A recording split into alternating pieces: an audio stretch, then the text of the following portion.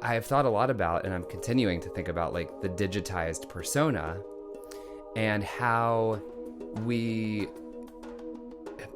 suffering of having to live up to what we thought should be loved, and the psychological need to love the shadow that we've left behind.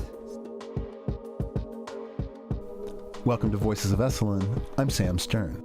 Today my guest is Shannon Algeo, psychotherapist, author, and teacher. His work has been featured in Rolling Stone, ABC News, and Yoga Journal, and Shannon has taught and spoken at events sponsored by the United Nations. Shannon came to Esalen in December of 2024 to lead a workshop on smartphone addiction. As someone suffering from this condition to some degree, I felt compelled to ask him for an interview. Together we spoke about attachment theory and how it figures into technology addiction, what it feels like to be in Big Sur at Esalen and be detached from your phone, and the digital personas we unwittingly create and how we attempt to live up to them. Shannon, welcome to Voices of Esalen. Thank you, Sam. Thank you so much for having me. This week you are here at Esalen doing... It's called In Our Hands, Reclaiming the Lost Self from Smartphone Attachment, a digital liberation workshop. So it is really specific. It is geared around like smartphone. Yeah. And I would say technology more broadly based on how it shows up in people's lives. But the smartphone is the thing that goes to the bathroom with us and to the bed, and it gets around. It's the thing that we pick up when we mean like, I really want to be picking up a book, but all of a sudden I'm like watching videos on YouTube. Yes. Yeah. And like the average person now spends up to 8 hours a day on their phones, 61 to 80 days per year, every year. And those are full 24-hour days. So I always just love saying that out loud. I always need to hear that again and again because I think we forget we don't even know how much time we're actually spending on these devices. Yeah, I think for me, I can tell that it has every hallmark of an addiction because I find myself engaging in behavior that I don't really want to be doing. Exactly. Yes. And one of the functions or one of the features of behavioral addiction, which internet addiction is in the DSM as a behavioral addiction, is a desire to stop use with the inability to stop. Yeah. And I definitely have those moments where I'm like, I want to be off this thing. And yet I check one more email or check Instagram again. And it just sort of like can keep snowballing. How did you come into this field? I was in graduate school studying depth psychology, which for those who don't know is the psychology of Carl Jung, Jungian psychology. And we had to pick a research topic for our thesis. And I was deciding between two topics that were very resonant for me.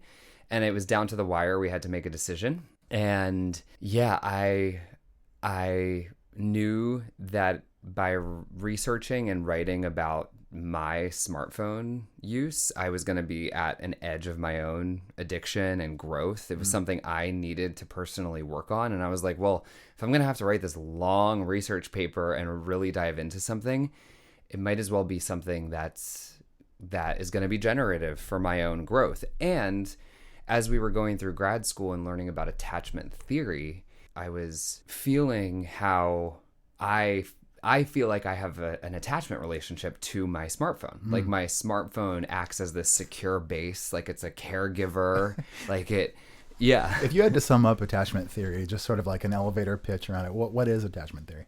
Attachment theory is the evolutionary biological impulse of a child to attach to the primary caregiver, because a baby or a toddler or a child is very vulnerable. They don't have a developed brain. They don't know how to protect themselves.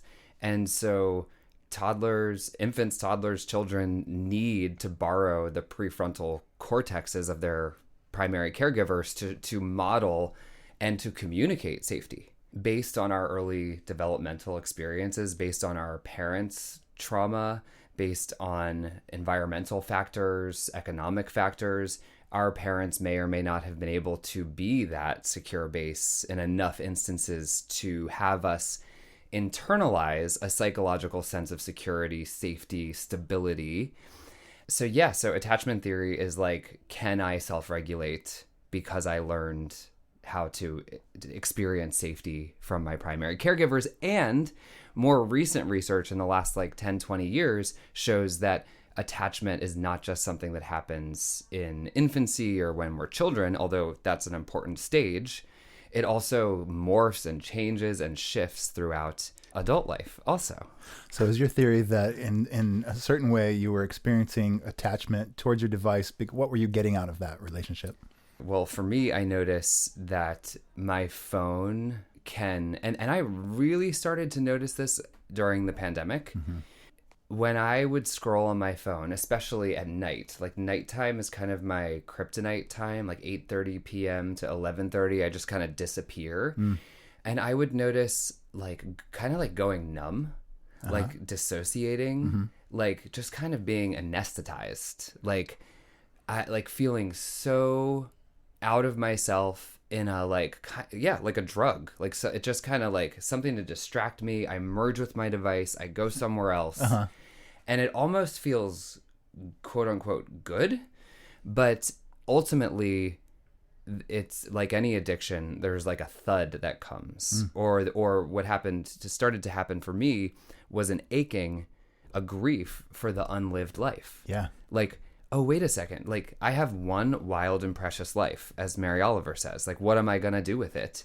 And I'm spending up to 3 months of every year on my phone. If I live till my mid-70s, that'll be 10 full years on my phone. And yeah, that started to bother me. And I think that all inspired my research, because I was like, how can I attach to, like, how am I using this device to self-regulate, to feel safe, to feel okay, to feel soothed, to feel connected? And it's tricky because there's so many people who I connect with through my device, friends, family, loved ones on the East Coast. Yeah.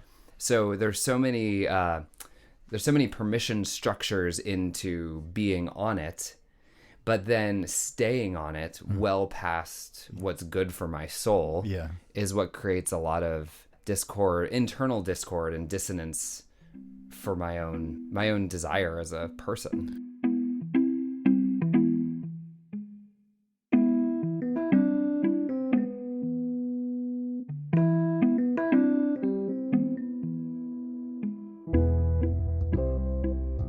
So how widespread is smartphone addiction? And is it limited to Western cultures, or is it sort of a worldwide phenomenon? Obviously, Western culture created the smartphone, and it's now accessible. I mean, there's billions of smartphone users. What's interesting, though, is that not everyone who uses a smartphone is addicted to their smartphone. And when I was learning about attachment theory in grad school, I was like, I feel attached. Like, I feel like there's an attachment relationship here. Like, I'm using my phone for a deeper purpose, to like fill a hole within myself.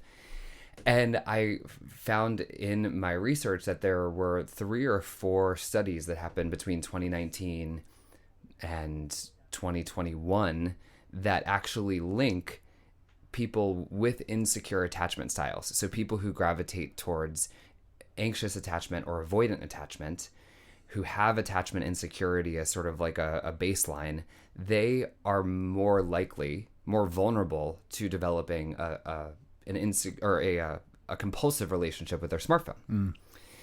So I was kind of amazed to realize that there was already research linking these two, and most people don't realize, you know, with addiction, and when you look at behavioral addiction, you might start to look at like, well, how do we change these habits? How do I, set better boundaries with myself and my phone, not look at it first thing in the morning, or not bring it into my room to go to sleep with it at night, or use it for optimizing purposes, like, to spend time on my phone to help generate what it is that I want to create. But if you're just in the behavioral modification, habit shifting conversation, you may be missing a deeper layer of what's actually happening, which is that if you tend towards insecure attachment, there may be actually a more significant hole that's trying to be filled. So I love Nikki Myers, who's the founder of yoga of 12-step recovery. Her definition of addiction is that addiction is the disease of the lost self. And that any time I reach outside myself for something that can only be sourced from the inside, I'm in an addictive relationship with that thing. And so for most people who struggle with attachment issues that are manifesting as addictive behaviors, you can like stop drinking, but then maybe you start smoking cigarettes, and then you can stop smoking cigarettes, and then maybe you're like picking up your phone more. And that's been shown in research that like when one obsessive compulsive type behavior is managed, unless you're healing the deeper hole in the self, you're likely to shift the addiction to another thing. I see. So it's not just as simple as I'm going to cut down on my smartphone usage, but you're actually proposing that we need to not only do that, but do inner work as well. Yes. Yeah. Especially if there were adverse early childhood experiences, if there has been trauma, either direct trauma or trauma in your parents or in your intergenerational line. And I'm not just talking about big T trauma. A lot of people are like, oh, trauma, like, I don't think you could call my childhood that. Or there's others who are like, yes, definitely. But also recontextualizing trauma in the way that Peter Levine describes it, which is trauma is anything that overwhelms our capacity to cope and leaves us feeling hopeless, helpless, or unable to respond. And so if you, as a child, needed something, you needed to be soothed, you needed to be told that you're okay. And there were chronic, ongoing periods of time where you were not given that message in moments where you really needed it, then that would likely, possibly, not guaranteed, but that could possibly register for a child as a traumatic experience, feeling hopeless, helpless, and unable to respond. So I share that because I think it's important for people to be, just like have some curiosity and compassion for if you're noticing you are veering anxious in a relationship or avoidant, and that both of those things are two sides of the same insecure coin, that there may be a deeper exploration of how that's manifesting in any kind of addictive behavior, smartphones being a major one for a lot of people. Oh yeah, that definitely affects me for sure. And I wouldn't think that I would have been the one, but yeah, I'm progressively has gotten more hooked ever since I see it's the 13 years that I've had a smartphone. Well, and the apps have been increasingly developed to be grabbing. That might be a light way of putting it, but grabbing attention, sustaining attention. Yeah, I find it so fascinating, like Asa Raskin and Tristan Harris. Yes.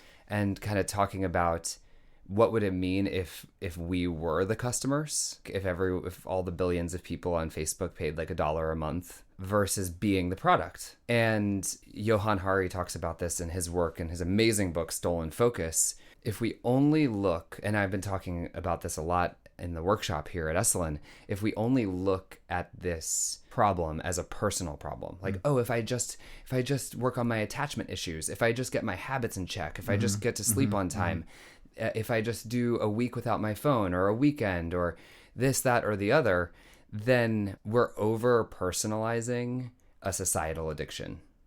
And we're not holding companies accountable to develop apps in ways that serve the people using them. Yeah. And so anyway, I don't have any answers to this conundrum, but I do appreciate the inquiries around what would it mean if the people using the apps and their good, the good of their psyches was held as a design principle. Tell me more about the workshop. Like what's going on? You got me really curious now.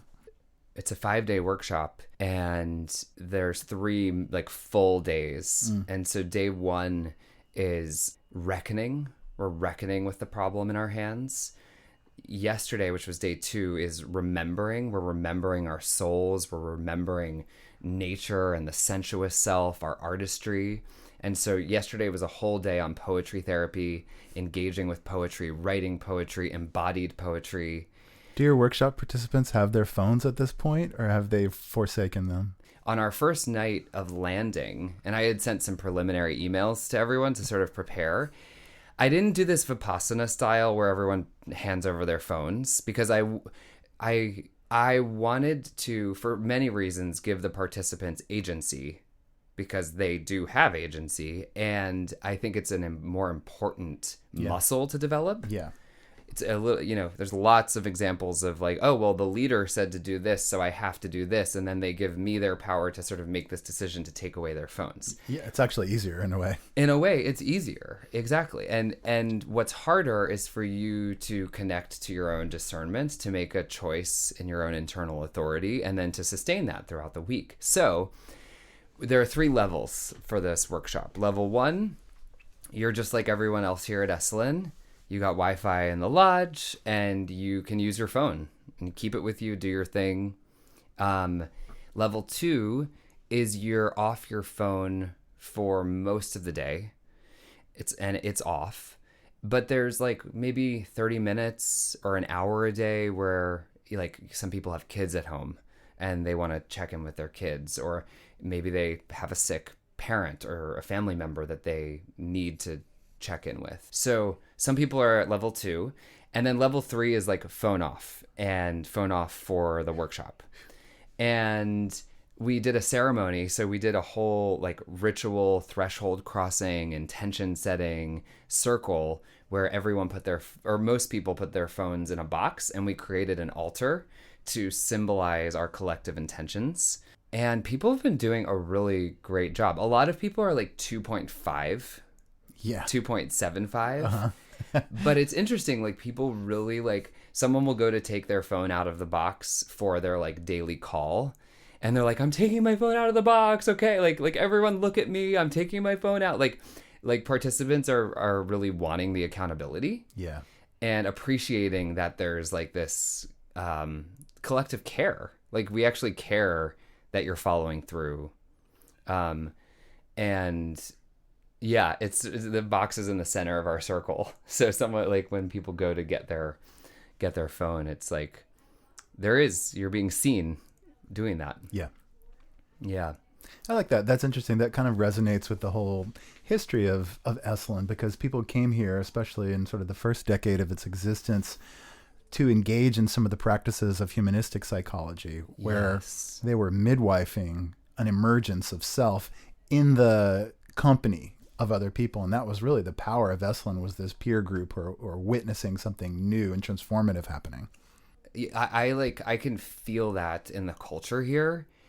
And this is such a amazingly perfect place to do this work, because from so much of the research that I have done and the humanistic, like interpersonal neurobiology, there's this quote by John O'Donohue.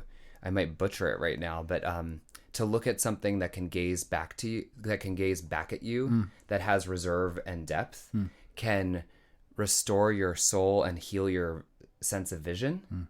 We're doing eye gazing. We're writing poetry and reading it to one another. We just wrote letters to our inner child this morning. We're reconnecting with the creative spark. So the essence of the workshop is, what is the creative impulse? What are you creatively compelled to that's getting replaced and dampened and muted by the smartphone compulsion? And so we're shifting into reprioritizing nature, each other, community.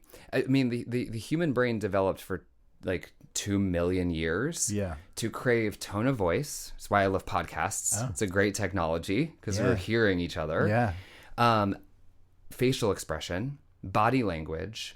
And so when we're texting, having some important conversation or getting like triggered over text by what someone said to us, and we're trying to process something with someone, or even just say I love you via text, the brain is like deeply biologically dissatisfied with what we're trying to achieve interpersonally.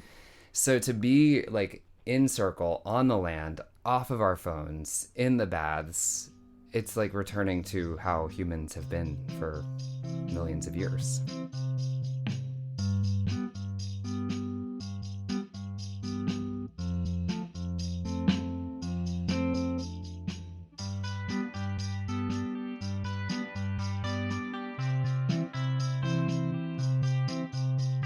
And I love what Kate Shella, the dance emergence, 360 dance emergence, incredible ecstatic dance teacher, she always says in her classes, go get yourself.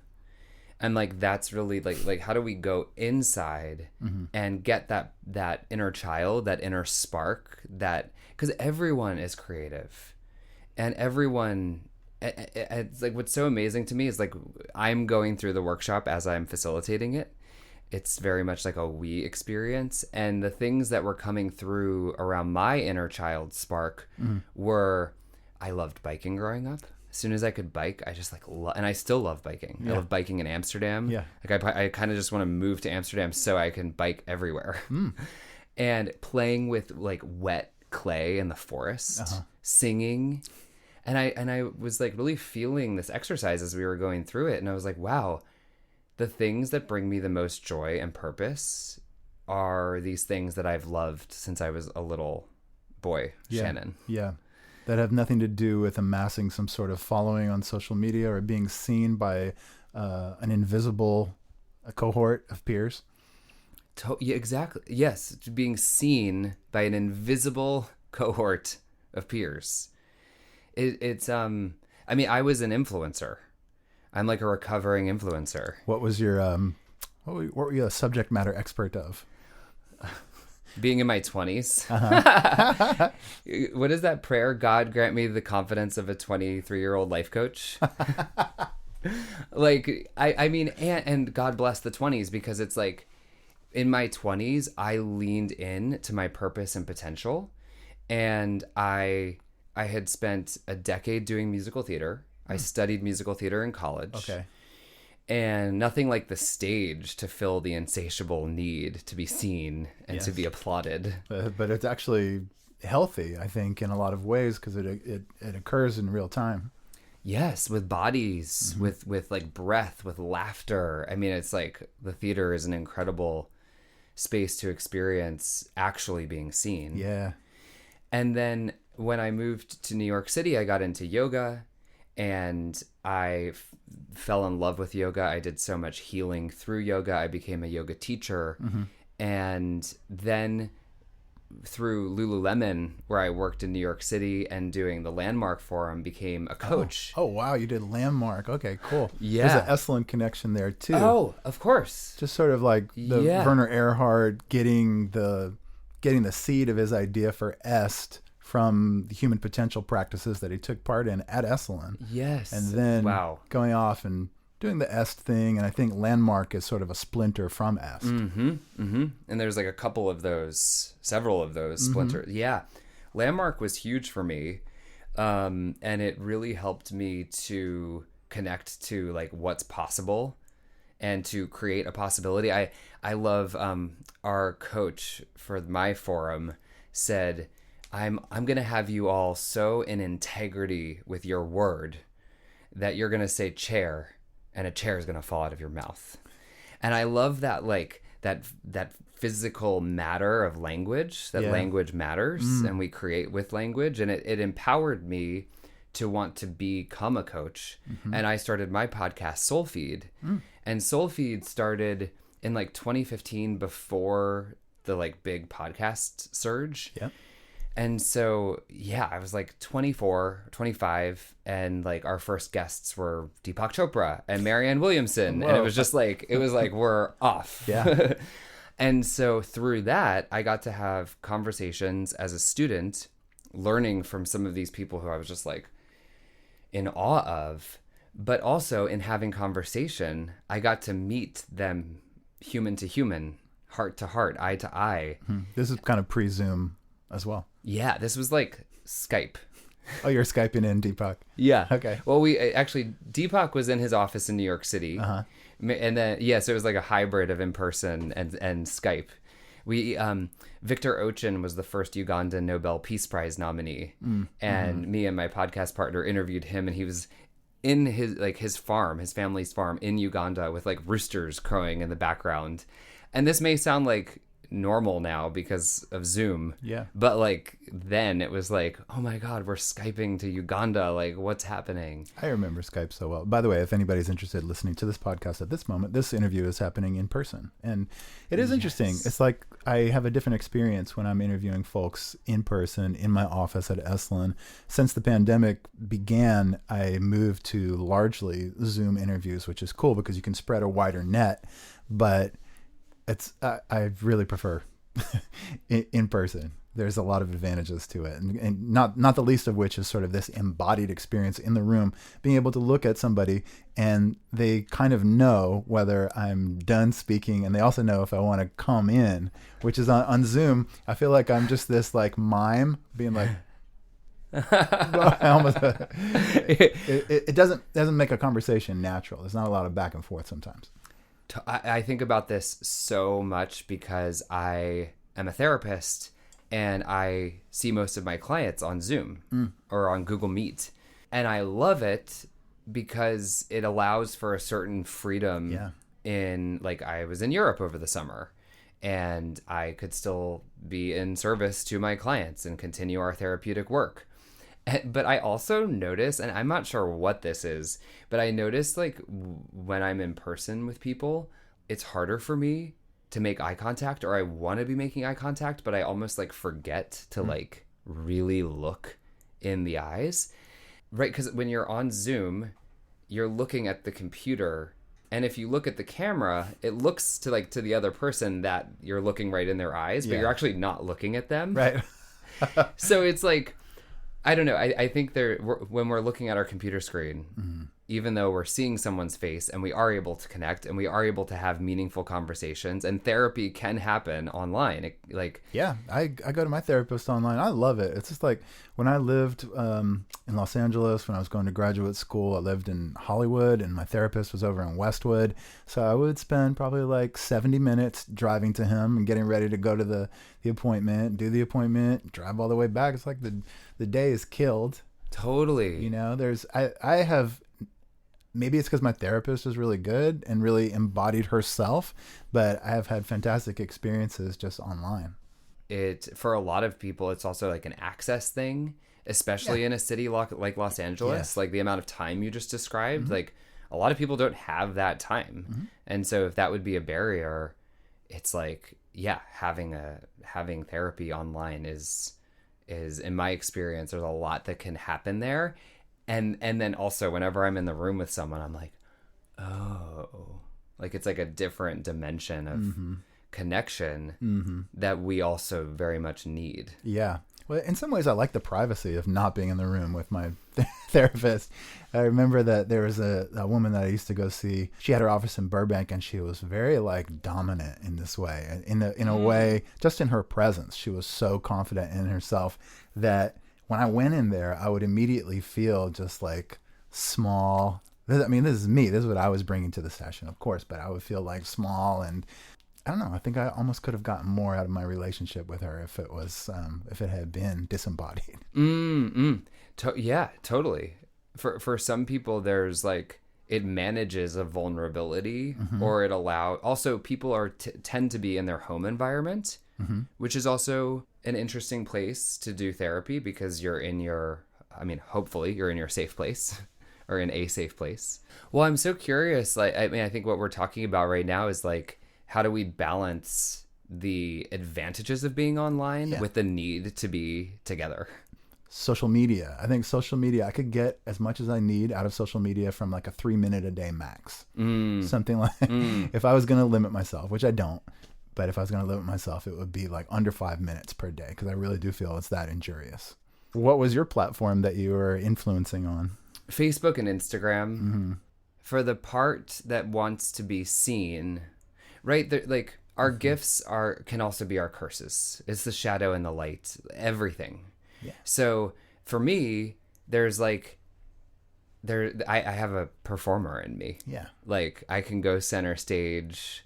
Like there's that line from the song, what is it that we're living for? Applause, applause, nothing I know brings out the glow like sweet applause. I don't even know what key I'm singing in, but like there's a drama queen in here, Sam. I got a drama queen. Sure. Yeah.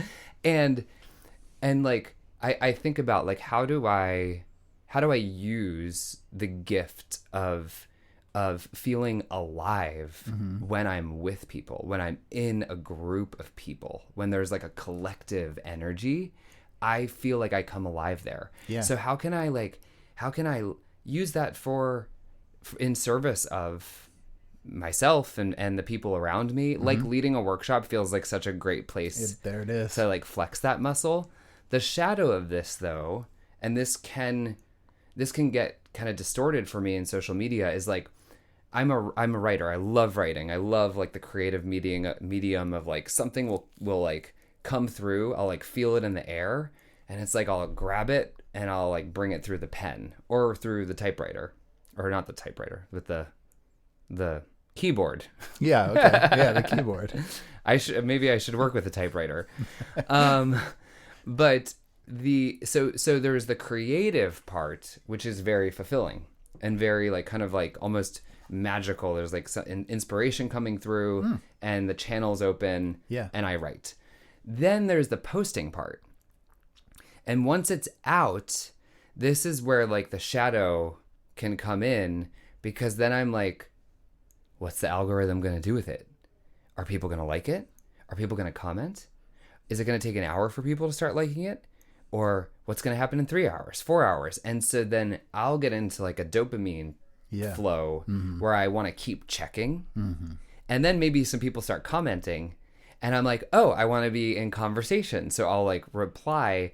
And then, I see all those likes come in, and it takes the pureness of the creative process. Yeah. And then it starts to create this like reward dopamine system around it. And I notice for me that feeling of like I'm too attached to the outcome. Yeah. And that's something that I'm just like in practice of. And in writing books, I find it to be really helpful because there's such a long lag before any feedback. Yeah. And it has required me to be in relationship with my own self-validating. Because I'll finish a writing session and I'm with my own satisfaction. I wrote today. I feel pretty good. Maybe not great, but I feel pretty good about the fact that I wrote a few pages. And I'm in the satisfaction of that and not in the like thirsting for some kind of quantifiable response from social media. And in a lot of ways, that response is, I don't want to say imaginary because it is real in a sense. It's real comments coming from real people, but it's like a simulation of engagement because it's not real. It's you're actually looking at the phone, and you're speaking earlier about the evolutionary perspective. And I don't think that like a well-meaning comment on a social media post fulfills the same sort of approbation needs that we have traditionally worked with. Totally. And so, so then how does that play into the content creator economy of influencing, of like, oh, well, that kind of felt like a lot of dopamine for that first 1,000, 20,000 likes. Yeah. Better create something else. Maybe this time there'll be a significant kind of exchange. Yeah. Using the technology as a tool to share a message. I've been very mindful in this workshop and when I speak about this to not demonize technology. It's more about, to use the Buddhist concept of what does it mean to be in right relationship with myself, and what does it look like to be in right relationship with technology. And I love the definition of accountability, like not accountability that there's some priest or authority figure who's gonna, or like, tax auditor who's gonna come in and make sure I'm accountable. But that accountability means I count.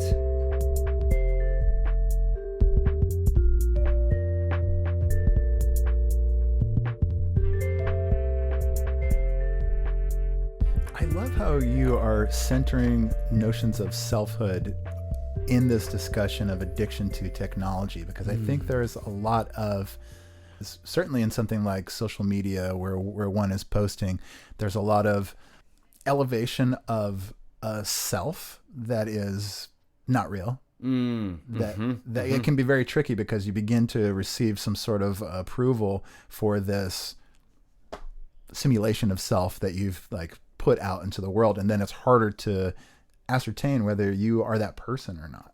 Yes. I have been through that ringer of like, what are people expecting of me based on the digitized persona that I didn't even really mean to put out. And this happens in real life. We have a persona. Yeah. And the persona in Jungian psychology is the outward projection of all of the parts of ourself that we have deemed useful, worthy of validation, and likable. So the persona starts to like form as like a, you get to see this part of me, Sam. And then the shadow becomes the exiled parts of like, no one would love that part of me. Yeah. That's disgusting. Right. And so we try to cut off from the shadow. And then of course, because the psyche is the Greek word for soul, strives for wholeness, the shadow comes back not to haunt us, but to have a seat at the table, like IFS, internal family systems, like all parts should come to this community table to dine. So I have thought a lot about, and I'm continuing to think about, like the digitized persona and how the suffering of having to live up to what we thought should be loved, and the psychological need to love the shadow that we've left behind. These are such difficult existential questions to grapple with, and like none of them were present for like 30 years ago. Yeah. Or, maybe like, I don't know who would put it, 1960s? Yeah, was there any equivalent in that time? Like just like pure fame? Yeah, fame. Fame was experienced on a tribal level for very, very, very long time. And then with the advent of something like the printing press or photography comes in the 1860s to 1880s.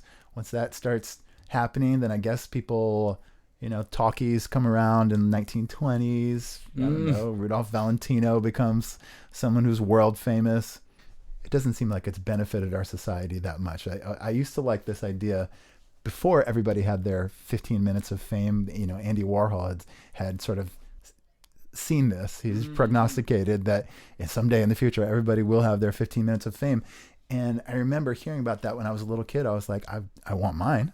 I think this is cool because the only famous people that I know are like the stars on Different Strokes and Silver Spoons. And, I wish I could be known. And now that it's possible for anybody to become like a YouTube influencer or to get a whole bunch of followers on social media, it just doesn't seem like it's like this Faustian bargain. It's not as good as it sounds. Totally. Yeah. I mean, there's a great shadow to fame that people who are in that spotlight struggle with. And I really do think so much of it comes back to the relationship to the self with a capital S, and the self structure. One of the things that kind of blew my mind in grad school for psychology is learning about the ego as ego strength. All the ways that I had heard about ego were like, oh, that's the ego. The ego is this like bad thing that I need to overcome to be my higher spiritual self. But actually, we need ego strength because it's having a strong sense of self that allows us to find our core, our center, when we are challenged. Yeah. This came up this morning in the workshop was, okay, well, so this idea of addiction, that anytime I reach outside of myself for something that can only be sourced on the inside, I'm in an addictive relationship with that thing. Nikki Myers. So, well, some person in the workshop made a great point. Well, I don't know about that. Like, I need things from people sometimes, and it's okay to need something from a partner. And I completely agree with that. Like the goal is not to be like, I source everything from inside of myself and I don't need you. Sure. But I think the discernment is, I don't need you to respect me to respect myself. Mm-hmm. So like, would I love respect from the people in my life and dignity and respect? Yes. And I hope that I get that in more instances than not. But the work of the self structure, the work of the ego structure, the work of self-regulation, the work of being okay, is that when someone does not respect me, I don't let that in as some sort of shame or badness that means that I abandon myself. Mm-hmm. And so, yeah, that's I'm flexing my muscles right now for Sam. That's like the deeper work that is, to me, a really interesting curiosity around smartphone attachment. Mm-hmm.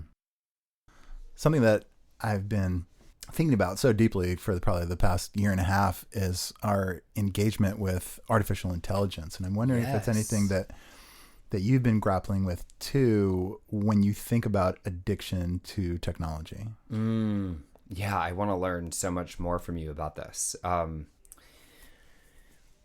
mean, it's scary. For some reason, I mean, I think there's a natural, aversion of like, what is this and what does it mean and how is it going to play out? Like the tech and social media idealism of like the emergence of Facebook and social media, like collectively we threw ourselves into it and we're like, what could be wrong with this? This is amazing. Let's get on it. Let's use it. Let's connect. Let's get friends. Let's poke people. The Facebook poke, anyone? So I think that there's some wisdom to a hesitancy or a caution that some people are having now around like, well, maybe we should think about this and what does it mean and how is it going to play out?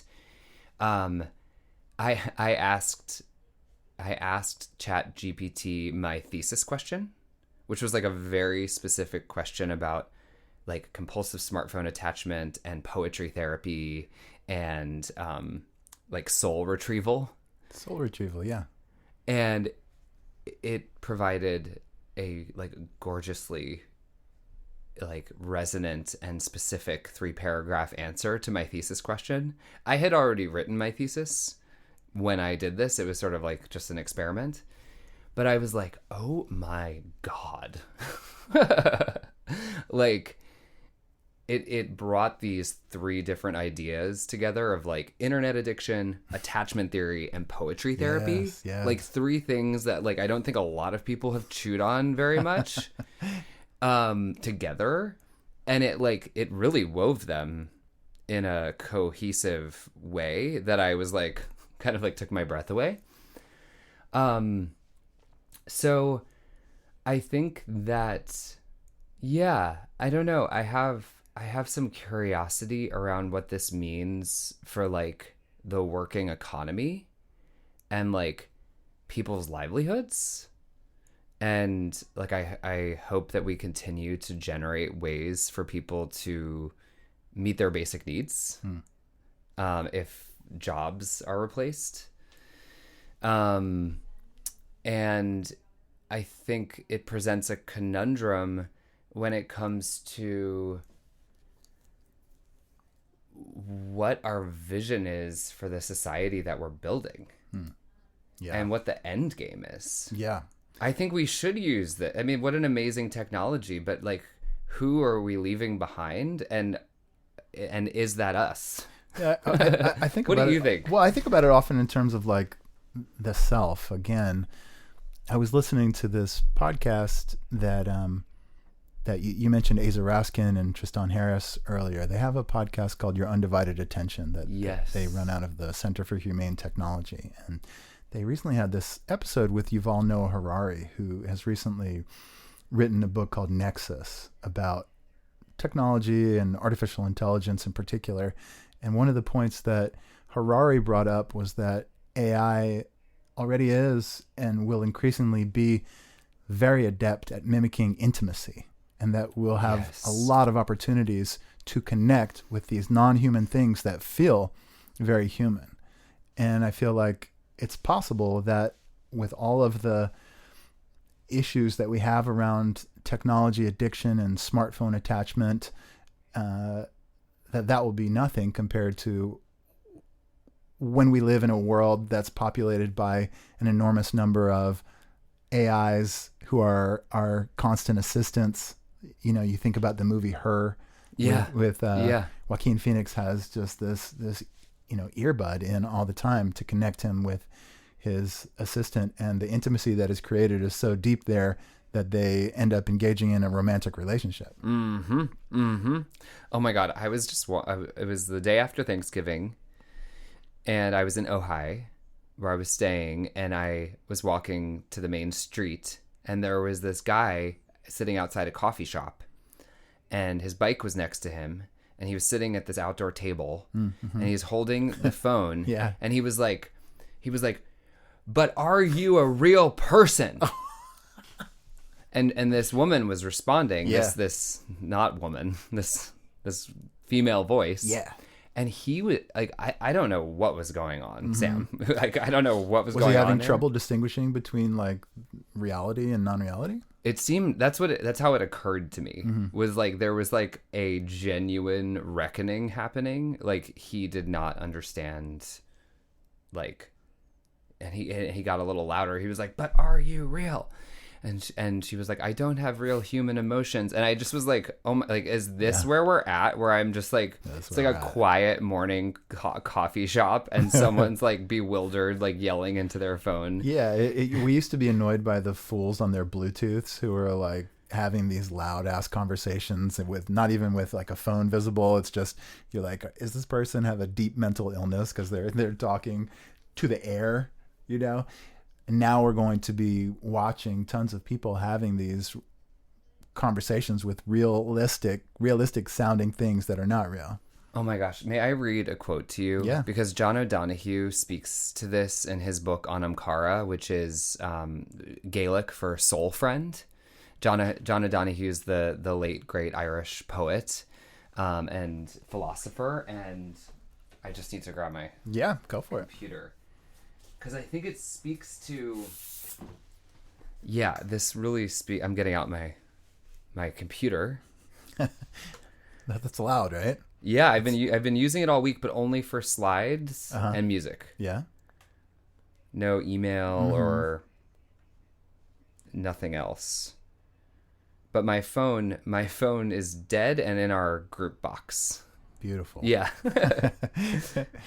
It synchronistically died as we were preparing for the ritual of officially beginning our tech detox. Mine is on and in my pants pocket, and I've probably looked at it, I don't know, 50 times already. There are different studies, but the average person picks their phone up 150 times per day. And adolescents, a study that was done with adolescents was up to 250. Which is just a lot. And there are apps that will tell you the number of pickups in a day. Yeah. But I like it, as you're looking for this quote, I really like your focus and your attitude around the smartphone and technology addiction, in that you're not based on trying to fix the behavior. You are interested in addressing the underlying issues below the behaviors. Yes. Yeah. Yeah, because otherwise, and I think both are required. I think both are helpful, and that's what we're striking. We're trying to strike that balance in the workshop.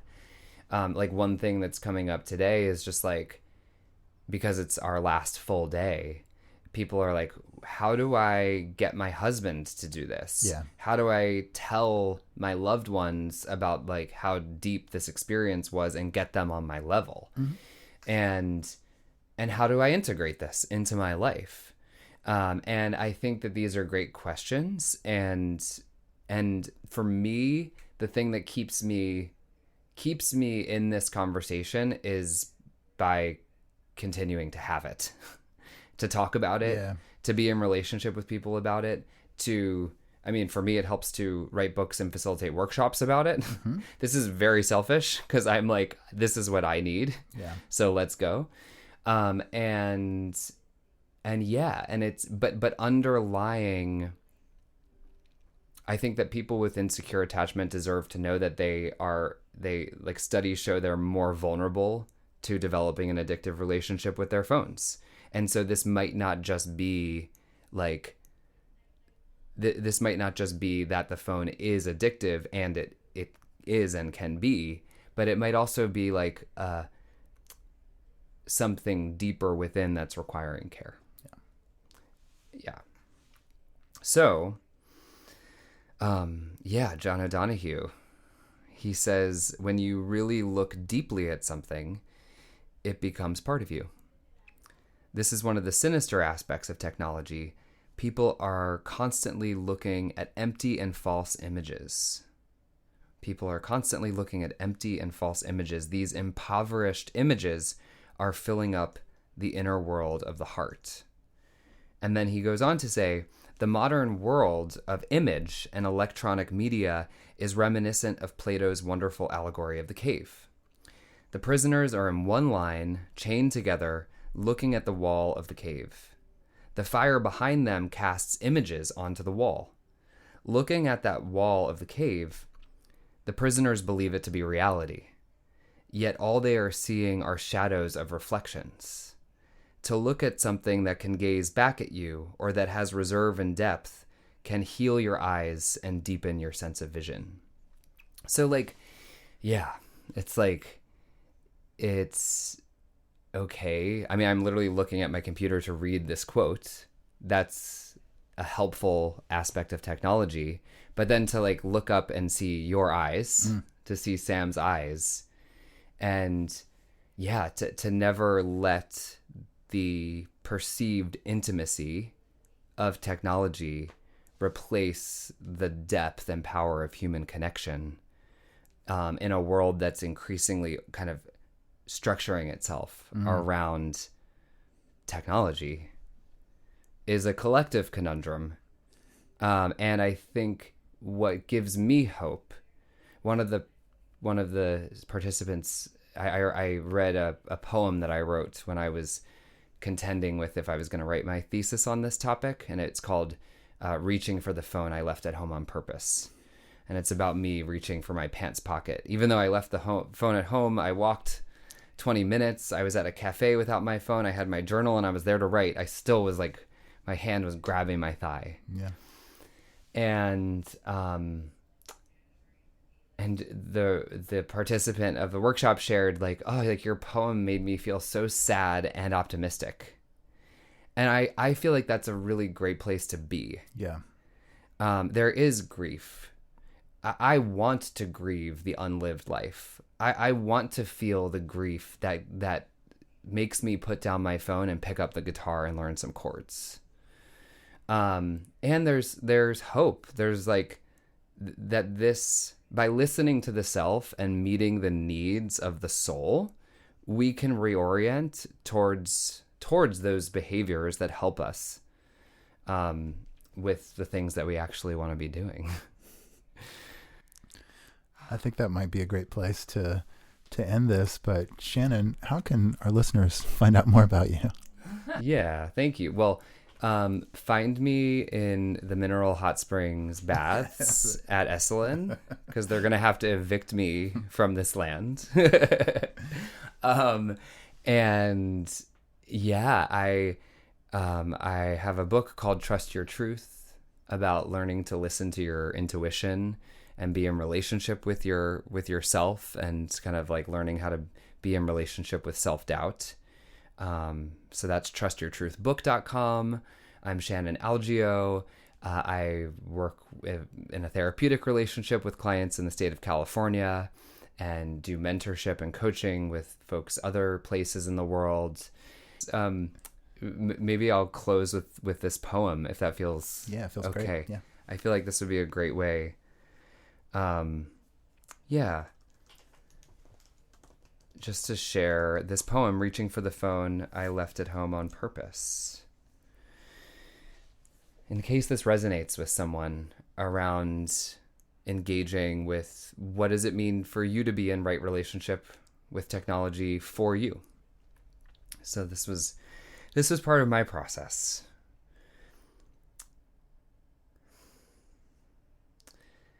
Reaching for the phone I left at home on purpose. Liberation from the digital cell, a prison of colorful, careful, calculated design. I freed myself. The cell keys were in my hands the whole time. But that phone sticks to my palm like Christmas coins cling to the white-taped hands of the sticky bandits in Home Alone. Who knew hitting the lottery would steal my soul and distract me from millions of moments of presence and purpose and peace? It's difficult to mourn the unlived life. Who would I be without this weapon of mass distraction? Who would I have become? Would I be a comedian, writing jokes and receiving belly laughs instead of cheap likes? Would I be a sensuous lover, meeting men in parks and bars and restaurants instead of scrolling for the man I'll never find? I hope I do. Would I be deeply steeped in writing a novel? Would I be deeply steeped in writing a novel, immersed in a world of my mind's own design, instead of torn apart in thousands of fragmented pieces of cat vids and TikToks and influencers and trauma porn? Who profits from the grand theft of my soul, this macrochip I carry with me where'er I go? How do I find the lost one I might have become? Do I still have a chance to break him free and embrace his becoming?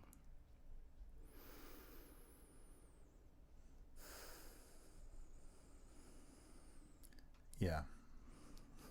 I think you still have a chance. I Thank think you're working towards it. Yeah. Thank you. Yeah, it feels that was a moment of reckoning for me. Mm-hmm. And when did you write that?